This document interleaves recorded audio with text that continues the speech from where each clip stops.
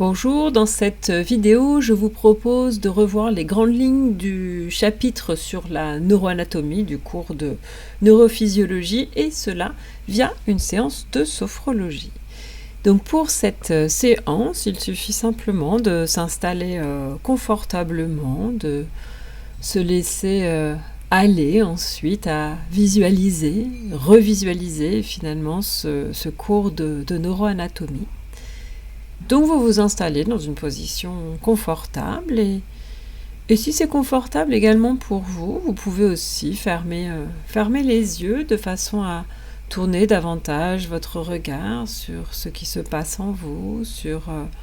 ce qui est présent dans votre corps, ce que vous allez aussi faire apparaître sur votre écran mental. En tout cas, pour l'instant, vous êtes posé et peut-être que vous vous posez davantage et peut-être qu'en vous posant davantage, vous commencez par ressentir vos points d'appui. Et vous pouvez vous focaliser sur les différents points d'appui de votre corps. Sentir les appuis de vos pieds sur le support sur lequel vous êtes installé. Les appuis de vos pieds, plus largement, les appuis de vos deux jambes. Les appuis à hauteur des mollets, à hauteur des genoux. Les appuis à hauteur de vos cuisses. Conscience donc des appuis de vos deux jambes, des appuis sur lesquels vous vous posez de plus en plus confortablement. Conscience également des appuis à hauteur de votre bassin.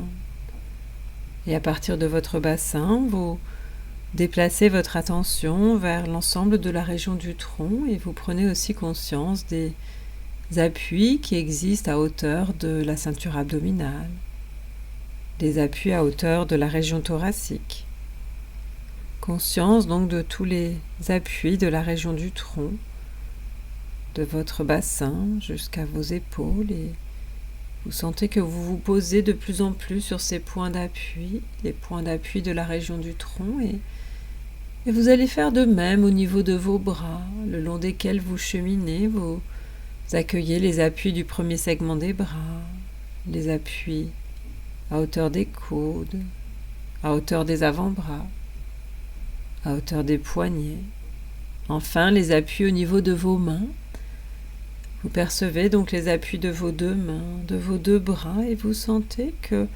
vos bras se sont posés sur l'ensemble de ces points d'appui. Et enfin, votre attention remonte de vos bras en direction de votre cou, en direction de votre tête, conscience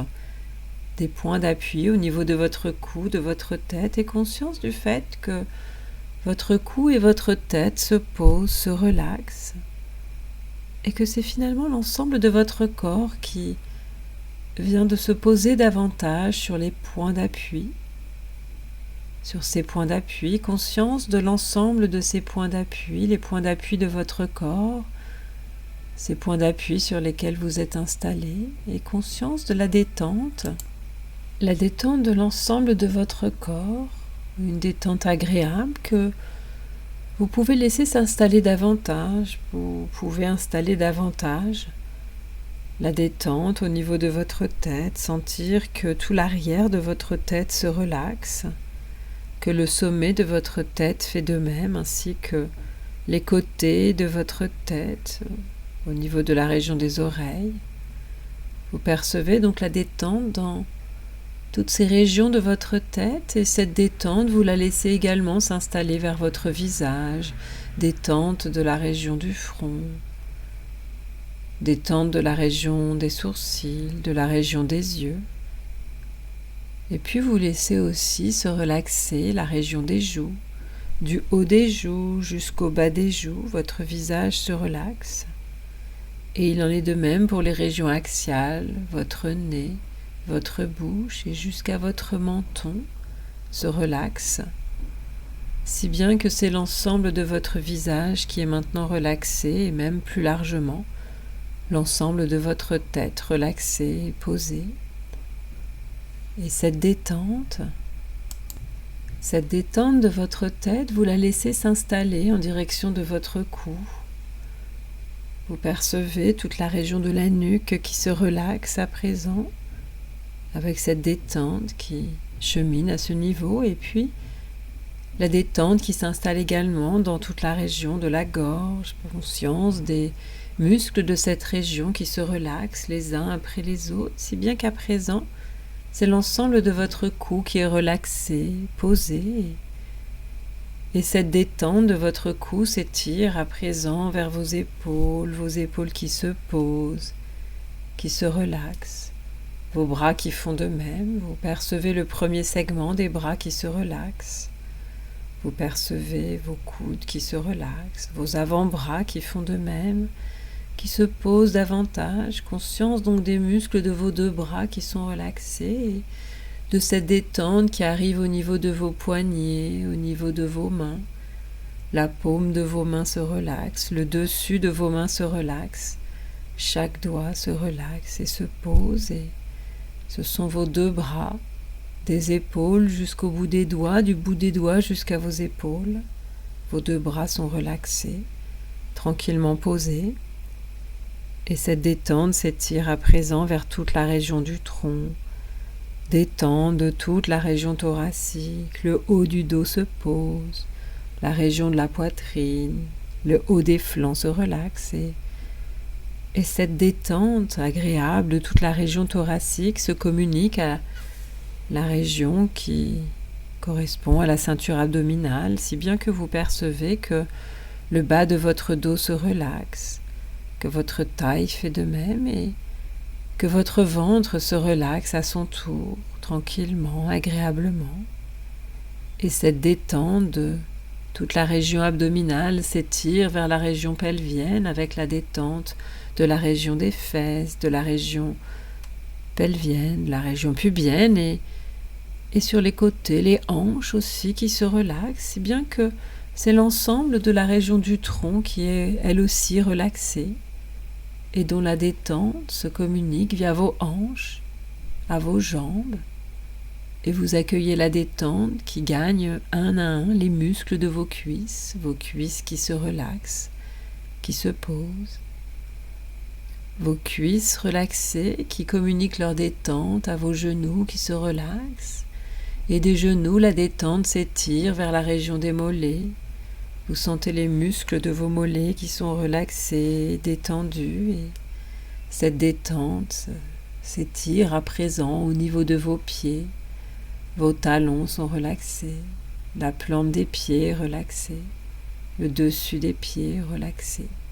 et chaque orteil se relaxe. Et vous avez conscience de vos deux pieds relaxés, détendus, plus largement de vos deux jambes relaxées, détendues, plus largement encore de vos deux jambes, de vos deux bras, de la région du tronc, du cou et de la tête qui sont relaxés, en fait conscience de l'ensemble de votre corps relaxé, détendu, d'une détente très agréable que vous accueillez en vous, une détente que vous venez d'installer en vous. Et dans cet état de détente, justement, je vais vous proposer de réaliser une visualisation et de revoir les grandes lignes du chapitre de neuroanatomie. Vous pouvez commencer avec, bien sûr, le début de ce chapitre dans lequel nous avons parlé de diverses dualités, diverses façons de voir en deux catégories le système nerveux, d'un point de vue plutôt localisationnel avec le système nerveux central et le système nerveux périphérique. D'un point de vue plus du sens de circulation des informations avec un système nerveux sensoriel ou afférent, un système nerveux moteur ou efférent. Et puis du point de vue plutôt de ce que l'on pourrait appeler les fonctions, un système nerveux somatique, un système nerveux autonome. Et peut-être vous souvenir de la comparaison faite entre le système nerveux somatique, le système nerveux autonome. Le système nerveux somatique qui est plus tourné avec ses extérocepteurs vers le milieu extérieur et qui s'occupe de la vie de relation en agissant sur des muscles striés squelettiques. Un système nerveux somatique, parfois appelé système nerveux volontaire, bien qu'il soit loin d'être uniquement sous contrôle volontaire. Et puis le système nerveux autonome, qui est davantage tourné avec ses interocepteurs sur la vie interne du corps, la vie des organes, une sorte de vie appelée parfois vie végétative et sur laquelle ces éléments du système nerveux autonome peuvent agir en jouant sur les muscles lisses et le muscle cardiaque. Ce système nerveux autonome que nous avions aussi qualifié de système nerveux végétatif ou système nerveux involontaire et qui possède tout un tas de structures qui sont elles-mêmes constituées de neurones et qui s'occupent davantage de cette vie des organes, avec des éléments sensoriels qui ramènent les informations des viscères, des différents organes du corps qui sont amenés vers ces réseaux de neurones du système nerveux central qui s'occupent de cette vie autonome et qui analysent en permanence ces informations sans que nous en ayons conscience et ces neurones qui peuvent, via des neurones moteurs, via des neurones efférents, agir sur ces viscères à travers deux divisions, une division orthosympathique ou sympathique et une efférence parasympathique d'autre part, donc cette deuxième division. Ces deux efférences, ces deux catégories d'efférences du système nerveux autonome qui peuvent agir sur les muscles lisses, le muscle cardiaque, sur les glandes, eh bien, ont des actions antagonistes sur tous les organes du corps, avec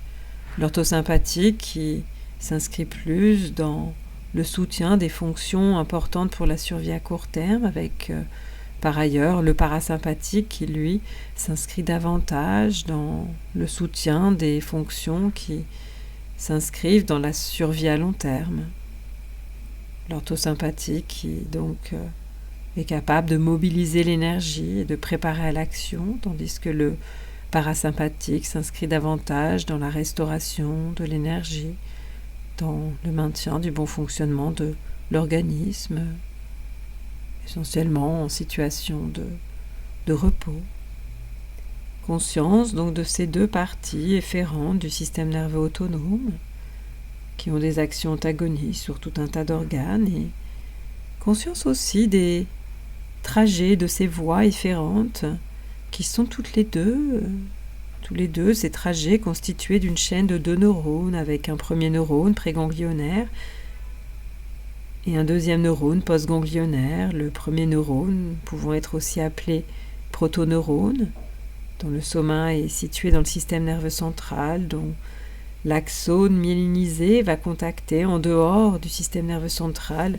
le deuxième neurone, le postganglionnaire ou d'autoneurone, dont le soma est dans un ganglion du système nerveux périphérique et dont l'axone est dépourvu de myéline et dont l'axone va contacter les muscles lisses ou muscles cardiaques ou glandes, avec aussi ses particularités concernant l'emplacement de ces ganglions du système nerveux autonome, proche de la moelle épinière pour l'orthosympathique, proche surtout de l'organe innervé pour le parasympathique. Et une autre particularité, au niveau des neurotransmetteurs, les protoneurones utilisant tous deux l'acétylcholine, qu'ils soient ortho ou parasympathiques, mais avec une différence pour le deuxième neurone qui, pour l'orthosympathique, utilise la noradrénaline et l'adrénaline et qui, pour le parasympathique, utilise l'acétylcholine. Donc conscience de ces structures du système nerveux autonome et notamment de ces voies efférentes qui sont chapeautées par d'autres neurones situés à différents niveaux dans le système nerveux central et avec une région, l'hypothalamus, qui est souvent décrite comme étant le régulateur de ces neurones, bien que l'hypothalamus ne soit pas la seule structure à réguler l'activité dans ces efférences du système nerveux autonome. Et puis vous vous souvenez des éléments suivants parcourus dans ce chapitre. Les questions d'axe et de plan, les 4 points cardinaux qu'on peut repérer sur un mammifère, le dos, le ventre,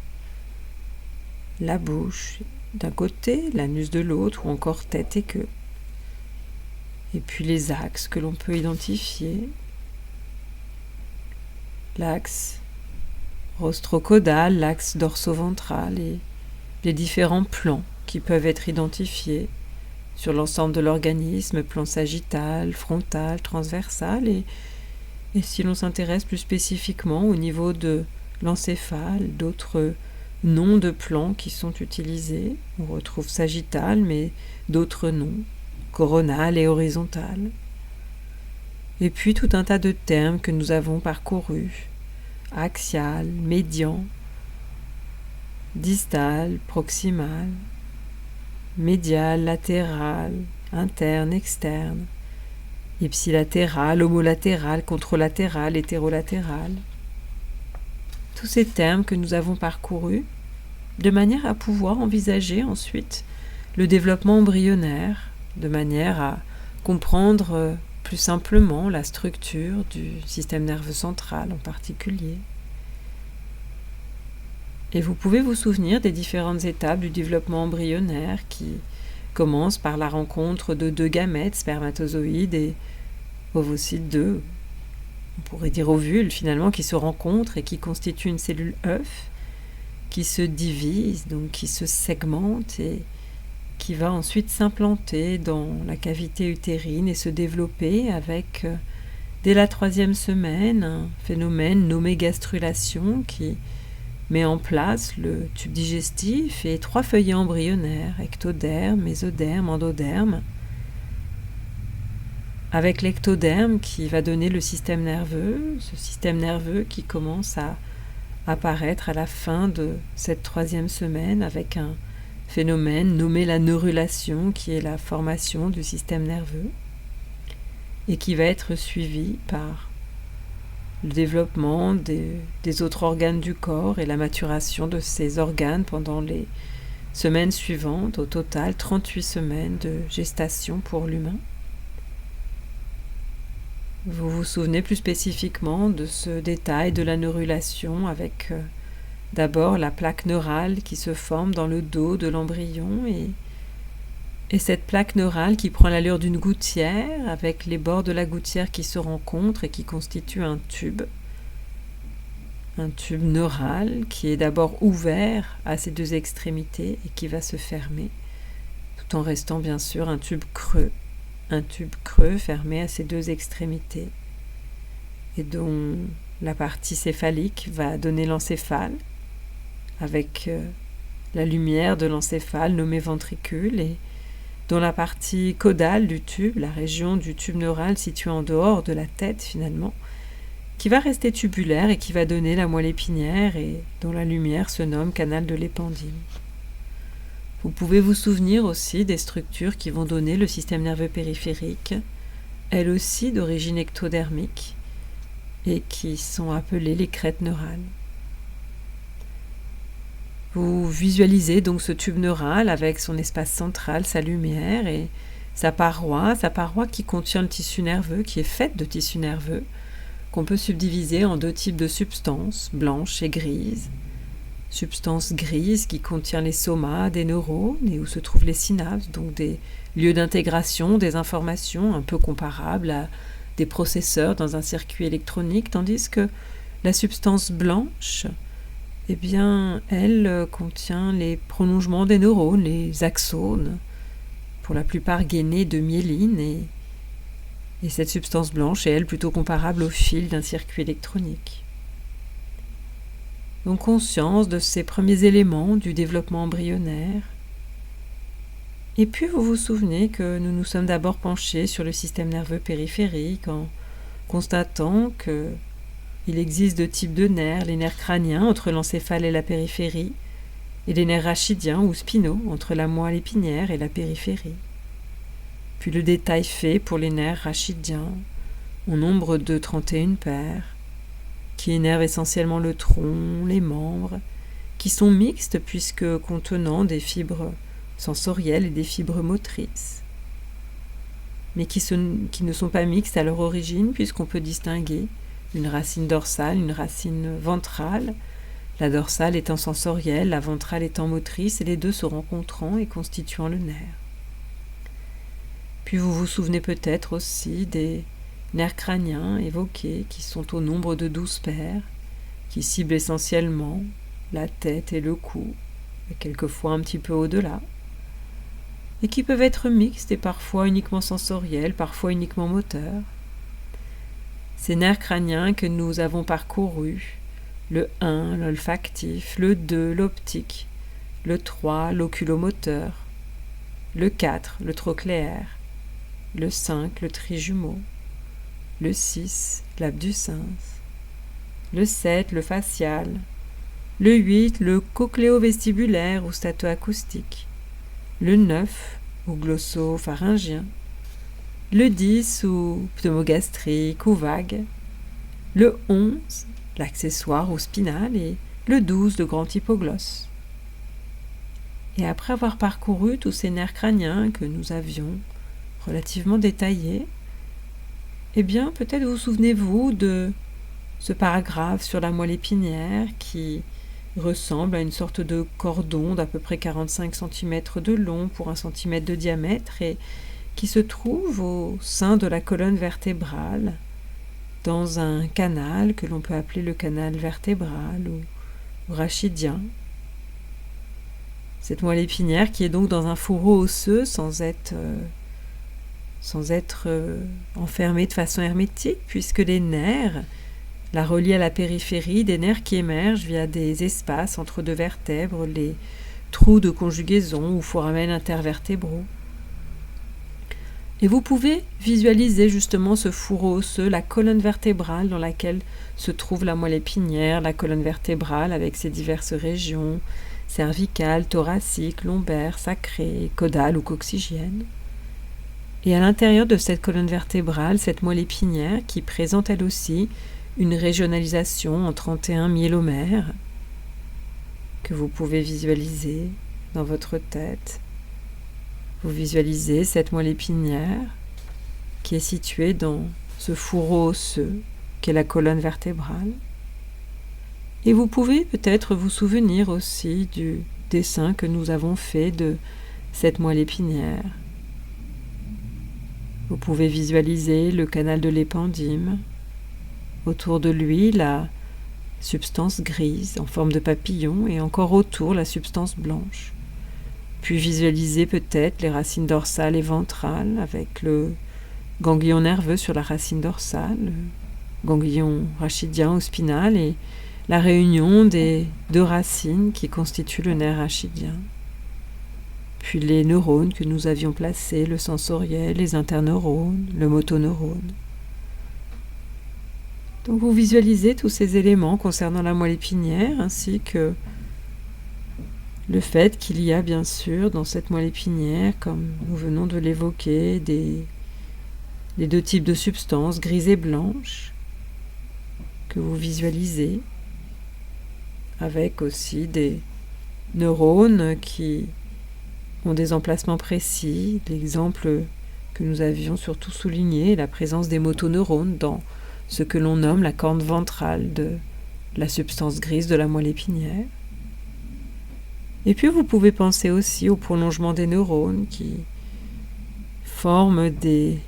éléments de substance blanche qui constituent parfois des fibres d'association entre étages de la moelle épinière ou des fibres commissurales entre les côtés droit et gauche de la moelle épinière ou des fibres de projection ascendantes ou descendantes, cette fois-ci entre la moelle épinière et l'encéphale. Et puis vous pouvez repenser à ce gros paragraphe sur l'encéphale d'une masse d'environ 1,4 kg qui est, comme la moelle épinière, protégée par de l'os de la boîte crânienne. Cette boîte crânienne qui, elle aussi, n'enferme pas de façon hermétique l'encéphale puisque elle présente un certain nombre d'orifices sur son plancher, des orifices au niveau desquels les nerfs circulent et d'autres structures comme par exemple les vaisseaux sanguins. Et cet encéphale à la structure complexe, vous vous souvenez que nous sommes intéressés à son développement justement pour en comprendre la structure complexe. Nous sommes revenus sur le fait que l'encéphale se développe à partir de l'extrémité rostrale d'un tube creux qui va subir 3 grands phénomènes de façon simultanée. D'abord, des vésicules apparaissent, puis des courbures, puis une certaine croissance. Parmi les vésicules qui apparaissent, on en identifie d'abord 3 sur ce tube neural. Prosencéphale, mésencéphale, rhombencéphale, et puis le prosencéphale et le rhombencéphale vont se subdiviser en 2 vésicules, si bien qu'en tout, ce sont 5 vésicules qui vont constituer cet encéphale. Le télencéphale qui lui-même se divise en 2 masses, une à droite, une à gauche. Le diencéphale ensuite, le mésencéphale, le métencéphale, le myélencéphale et la moelle épinière dans la continuité. Vous pouvez peut-être visualiser les dessins réalisés, les images vues, avec ces 5 vésicules qui correspondent à des structures aux noms spécifiques sur un encéphale adulte. Ces structures que nous allons parcourir, ces structures qui se courbent et qui grandissent, avec notamment le télencéphale qui grandit énormément en s'enroulant d'une certaine façon autour des autres structures. Peut-être même pouvez-vous revisualiser les vidéos vues en cours. Et vous souvenir aussi que les 3 vésicules en M, à l'exception du cervelet, constituent le tronc cérébral et que diencéphale et télencéphale constituent ce que l'on peut nommer le cerveau. Et vous visualisez les images, les coupes sagittales qui ont été les premières à avoir été visualisées. Vous visualisez ces images. Quelques informations aussi sur les substances grises et blanches qui, dans l'encéphale, contrairement à la moelle épinière, sont morcelées et sont visibles en plusieurs régions, soit dans la profondeur de la paroi, et cette substance grise constitue alors des noyaux, soit dans la surface de cette paroi, et alors cette substance grise présente à la périphérie du système nerveux central va constituer une sorte d'écorce que l'on nommera cortex, et on trouvera un cortex au niveau du télencéphale, c'est le cortex cérébral ou cortex tout court, et puis un autre cortex au niveau du cervelet, c'est le cortex du cervelet ou cortex cérébelleux. Et vous pouvez visualiser donc cet encéphale qui s'est développé à partir d'un tube creux et ensuite le parcours que nous avons fait des différentes vésicules, le myélencéphale que nous avons d'abord présenté avec ce myélencéphale qui est la structure de continuité entre la moelle épinière et les autres vésicules. Ce myélencéphale dont la lumière est le 4e ventricule et qui présente un plexus choroïde, c'est-à-dire une zone de production de liquide céphalorachidien. Puis vous pouvez visualiser le dessin de coupe transversale de myélencéphale fait en cours et identifier les éléments de substance grise, noyau de nerf crânien, olive bulbaire, formation réticulée, noyau des colonnes dorsales. Et puis les éléments de substance blanche, les voies corticospinales au niveau de ce qui s'appelle les pyramides bulbaires, les pédoncules cérébelleux et les voies lemniscales. Vous revisualisez donc ce myélencéphale qui est appelé plus fréquemment bulbe rachidien sur un encéphale adulte. Puis peut-être pouvez-vous visualiser la vésicule suivante, le métencéphale, dont la lumière est aussi le 4e ventricule et dont le toit va énormément se développer et donner le cervelet qui présente de la substance grise en surface, donc un cortex cérébelleux, et de la substance grise en profondeur, cette substance grise profonde du cervelet constituant les noyaux profonds du cervelet. Présence aussi de substances blanches dans le cervelet. Et puis conscience du plancher de ce métencéphale qui va donner une sorte de protubérance qu'on appelle protubérance ou pont, et dans laquelle se trouvent des éléments de substance grise, noyau de nerf crânien, formation réticulée, noyau du pont, et aussi de la substance blanche, voie corticospinale, pédoncule cérébelleux, voie lemniscale. Conscience de ce métencéphale qui est plus particulièrement donc qualifié de cervelet et de pont ou protubérance sur un encéphale adulte. Et puis peut-être pouvez-vous aussi vous souvenir de la vésicule suivante, le mésencéphale, ce mésencéphale qui a une lumière rétrécie qu'on appelle l'aqueduc du mésencéphale, anciennement de Sylvius. Ce mésencéphale dont la région dorsale correspond au tectum, dont la région ventrale correspond au tegmentum. Ce mésencéphale qui comprend les deux types de substances, grises et blanches. Dans la substance grise, peut-être vous souvenez-vous de la présence de noyaux de nerfs crâniens, de la formation réticulée, des colliculis, ces espèces de petites collines qui forment 4 collines, 4 bosses sur ce mésencéphale et qui étaient anciennement appelés tubercules quadrijumeaux. Et puis peut-être visualisez-vous la substance grise périaqueducale, la substance noire, les noyaux rouges. Et vous pouvez aussi visualiser la substance blanche, à nouveau les voies corticospinales qui cheminent dans une zone nommée pédoncules cérébraux. Visualisation aussi des pédoncules cérébelleux et des voies lemniscales.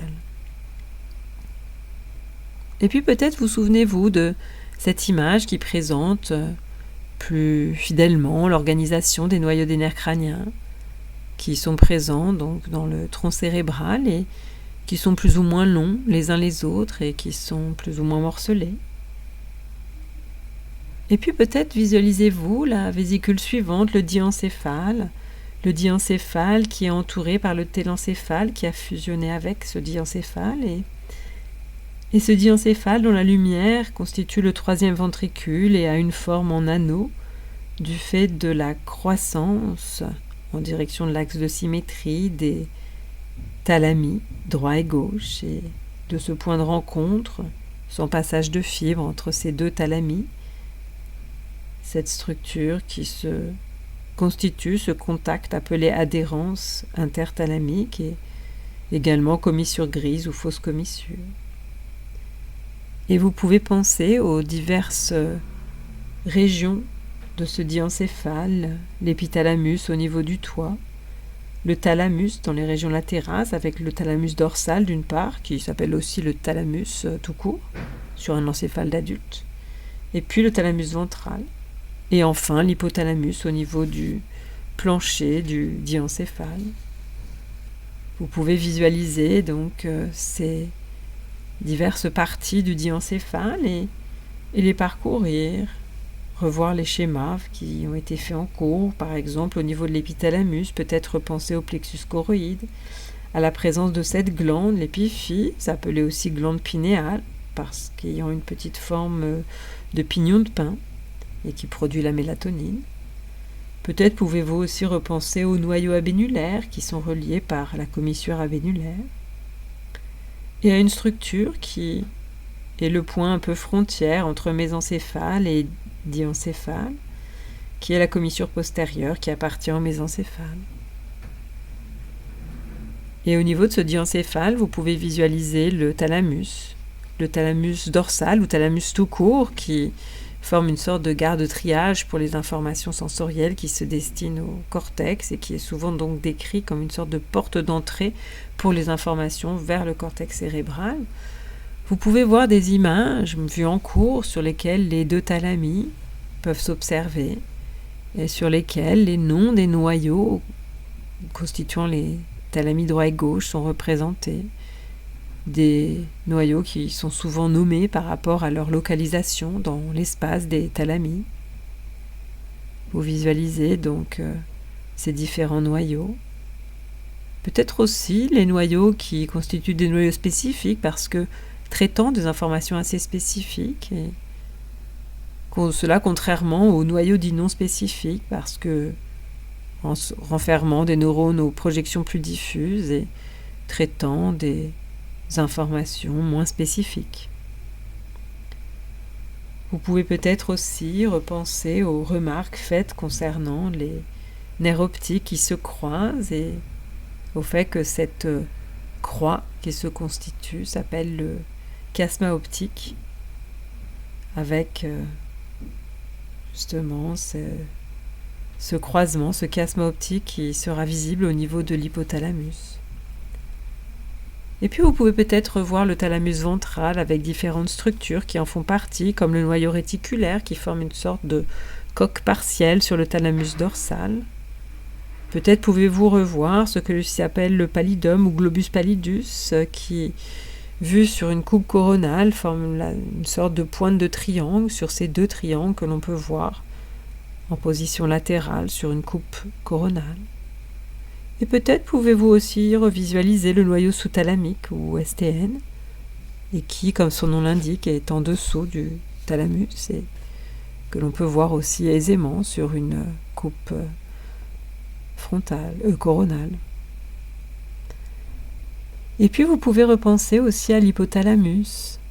à l'extension rostrocaudale du thalamus, des corps mammillaires inclus jusqu'à la commissure antérieure qui, elle, ne fait pas partie du diencéphale mais du télencéphale. Et puis les diverses régions postérieures, moyennes, antérieures, et l'extension médiolatérale de cet hypothalamus avec la région périventriculaire au contact du troisième ventricule. Puis un peu plus latéralement, la région médiale et encore plus latéralement, la région latérale. Conscience que cet hypothalamus contient beaucoup de substances grises, tout un tas de noyaux, et qu'il est aussi traversé par tout un ensemble de faisceaux, et parmi eux le fornix. Et puis conscience du fait que l'hypothalamus est associé à une glande appelée l'hypophyse ou glande pituitaire, elle-même divisée en deux parties, l'hypophyse antérieure ou adénohypophyse, qui n'est pas du tissu nerveux, mais qui va libérer tout un tas d'hormones dans le sang et qui est sous le contrôle de neurohormones de l'hypothalamus. Et puis conscience de la deuxième partie de l'hypophyse postérieure ou neurohypophyse, qui est bien, elle, du tissu nerveux et qui libère l'ocytocine et la vasopressine ou ADH dans le sang. Conscience de cette glande, cette hypophyse, et conscience plus largement des rôles classiques associés à l'hypothalamus, comme structure qui est impliquée dans la sélection de comportements fondamentaux, spécifiques d'une espèce, et qui sont très souvent liés à la survie de l'organisme, à la survie de l'espèce, et conscience de cet hypothalamus qui peut agir par voie nerveuse, par voie hormonale.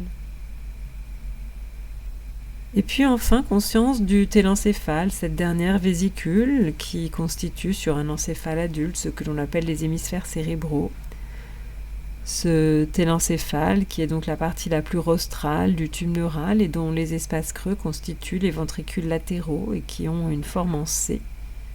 du fait de la croissance enroulante de cette vésicule qui correspond donc aux hémisphères cérébraux qui sont séparés par un sillon, le sillon interhémisphérique, et dont la surface est plissée avec des bosses appelées aussi gyri ou circonvolution, et puis des creux appelés sulci ou sillons. Et peut-être que vous pouvez vous souvenir des sillons les plus profonds qui permettent de délimiter des lobes sur les hémisphères cérébraux. Le sillon central, anciennement de Rolando, entre le lobe frontal et le lobe pariétal. Le sillon pariéto-occipital, entre le lobe pariétal et le lobe occipital. Et puis le sillon latéral, anciennement appelé sillon de Sylvius. Et ce sillon latéral, en dessous de celui-ci, vous pouvez vous souvenir du lobe qui est le lobe temporal à hauteur des tempes. Et pensez aux 5 lobes en tout qui existent au niveau des hémisphères cérébraux, le frontal, le pariétal, l'occipital, le temporal, mais aussi ce lobe enfoui dans la profondeur finalement de ces replis du télencéphale qui forment une sorte de petit îlot qui est le lobe de l'insula. Et vous pouvez visualiser ces différents lobes sur les diverses faces de l'encéphale. Vous souvenir que tous les plis et replis du télencéphale ont des noms et qu'on peut aussi se repérer sur cet encéphale, sur ces hémisphères cérébraux, avec les aires cyto-architectoniques définies par Brodmann. Et peut-être visualisez-vous aussi le schéma que nous avions fait avec les aires primaires, les aires secondaires, les aires associatives. Et puis vous pouvez revisualiser justement, pourquoi pas en transparent sur ce schéma, les espaces creux, les ventricules latéraux, en forme de C. Ces ventricules latéraux qui sont des espaces creux renfermant du liquide céphalorachidien. Et puis bien sûr, au niveau du télencéphale, comme au niveau des autres vésicules, vous pouvez repenser aux deux types de substances grises et substances blanches. Le fait que la substance grise se trouve en surface et forme un cortex, et se trouve aussi dans la profondeur et constitue tout un tas de noyaux. Dans les zones corticales, quasiment tout le cortex cérébral est du néocortex, mais il y a aussi un peu de paléocortex ou archicortex. L'archicortex correspondant à l'hippocampe, dans les grandes lignes, et le paléocortex à diverses régions olfactives. Et parmi les structures plus profondes, qui constituent ce que l'on appelle aussi collectivement le subpallium, peut-être visualisez-vous à nouveau le néostriatum avec son noyau codé, qui est coudé, et puis le putamen. Peut-être pensez-vous aussi au claustrum, au télencéphale basal, aux amygdales cérébrales. Et puis vous pouvez aussi visualiser la substance blanche du télencéphale, les fibres d'association, les fibres commissurales d'un côté à l'autre, avec les fibres commissurales entre les néocortex qui constituent la commissure interhémisphérique ou corps calleux, les fibres commissurales entre les paléocortex qui constituent la commissure antérieure ou commissure blanche, et les fibres commissurales entre les archicortex qui constituent les commissures hippocampiques, ce qui s'appelle aussi le psalterium. Et puis vous pouvez aussi, à côté des fibres d'association et des fibres commissurales, repenser aux fibres de projection qui existent entre le cortex et les structures sous-corticales. Ces fibres finalement de projection qui constituent des voies motrices, des voies sensorielles, et puis tout un tas d'autres voies qui ne s'étendent pas nécessairement entre l'encéphale et la moelle épinière, mais entre l'encéphale et d'autres structures, entre plus exactement d'ailleurs le cortex cérébral et d'autres structures. Vous pouvez peut-être même repenser au fornix que nous avons détaillé en cours. Et puis ce télencéphale étant parcouru, peut-être vous souvenez-vous ensuite des méninges, de ce que nous avons dit les concernant, avec au contact du tissu nerveux lapimaire, qui est un tissu très mince, qui épouse les moindres replis de l'encéphale, qui est elle-même entourée par l'arachnoïde, avec toutefois un espace qui existe entre l'arachnoïde et l'apimaire, qui est la cavité subarachnoïdienne, qui est remplie de liquide céphalorachidien. Et puis peut-être visualisez-vous aussi les villosités arachnoïdiennes. Et bien sûr la durmère, la méninge la plus épaisse, qui est elle-même constituée de 2 feuillets accolés l'un à l'autre, sauf au niveau des sinus veineux. Vous visualisez cette durmère et peut-être même ses expansions, la faute du cerveau, la tente du cervelet. Donc vous visualisez finalement ces 3 méninges. Et peut-être pouvez-vous visualiser aussi les mouvements de ce liquide qui est présent dans la cavité subarachnoïdienne, ce liquide céphalorachidien qui est en fait essentiellement produit par les plexus choroïdes dans les ventricules et qui va, grâce à des orifices situés à la base de l'encéphale, pouvoir gagner l'espace sous-arachnoïdien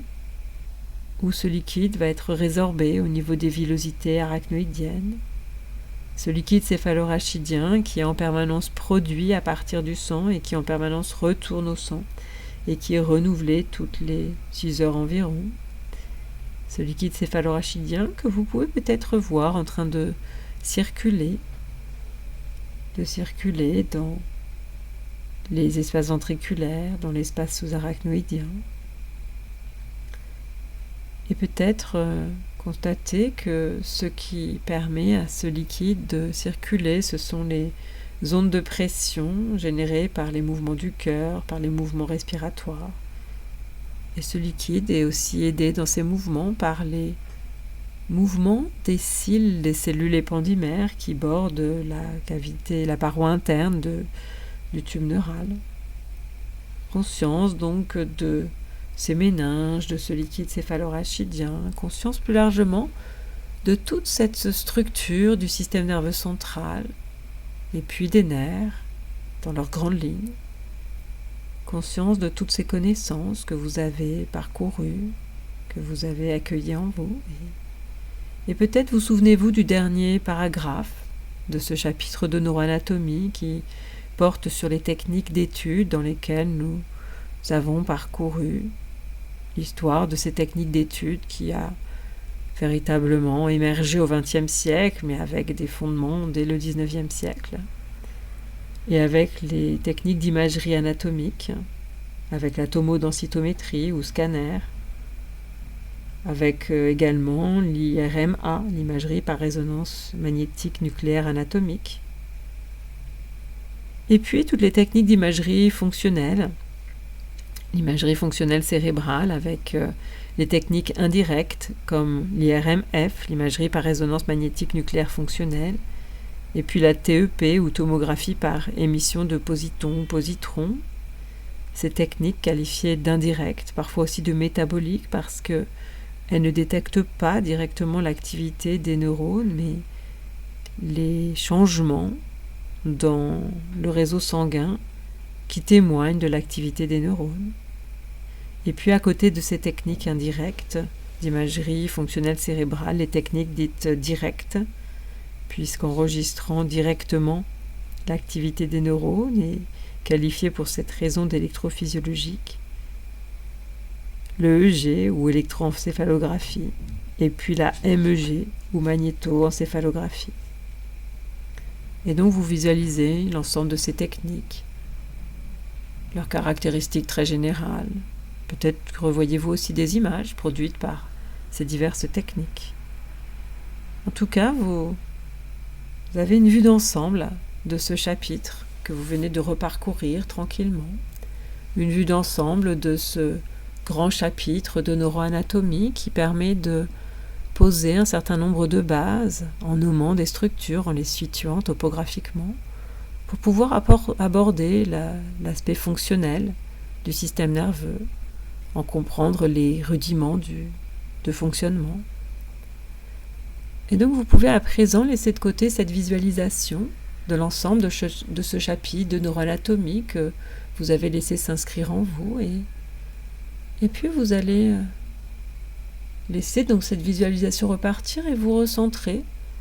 plus exactement sur les sensations de votre corps, la détente qui est présente dans votre corps, cette détente que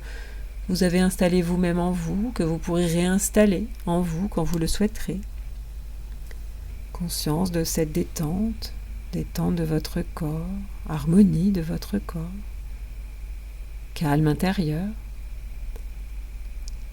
Et puis, à présent que vous avez pris conscience justement de toute cette détente, que vous avez pleinement accueilli toute votre expérience de visualisation, eh bien, je vais vous proposer de faire votre reprise.